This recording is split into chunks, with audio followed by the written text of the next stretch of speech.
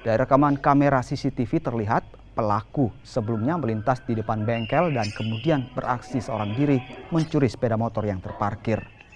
Pelaku dengan leluasa membawa kabur motor memanfaatkan kunci motor yang masih terpasang. Diketahui motor tersebut merupakan motor milik karyawan bengkel. Menurut karyawan bengkel, korban memarkir motornya setelah tiba dari mengambil barang tanpa melepas kunci motor. Kini kepolisian dari Polsek Bontoala masih melakukan penyelidikan. Ceritanya temanku udah pakai motor, pergi ambil arah di sebelah, terus datang parkir di sini, kuncinya digantung. Tidak lama, pelaku datang sini, terus tinggal parkir motor. Itu motor jenis apa?